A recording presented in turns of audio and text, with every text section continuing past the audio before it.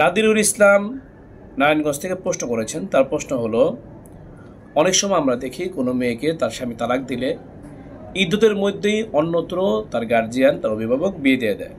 এ বিয়ে সহি হবে কিনা, বিষয়টি বিস্তারিতভাবে জানালে উপকৃত হব।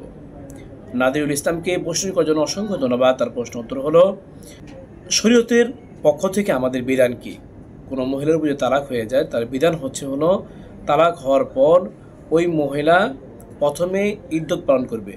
সে যদি হায়েজা হয়, অর্থাৎ তার যদি মাসিক হয়, তাহলে সে 3 মাসিক পরিমাণ, 3 ঋতুস্রাব পরিমাণ সময় নিজের বাড়িতে থাকবে। তারপরে গার্জিয়ান চাইলে তাকে অন্যত্র বিয়ে দিতে পারবে।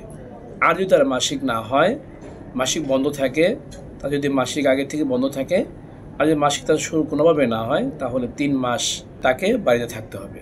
এরপর তার অভিভাবক চাইলে অন্য কোথাও তাকে বিয়ে দিতে পারবে।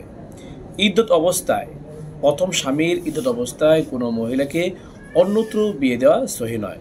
বিয়ে দিলে সেই বিয়ে কার্যকরও হবে না, বরং ইদ্যত শেষে তাকে আবার নতুন করে তাকে বিয়ে দিতে হবে।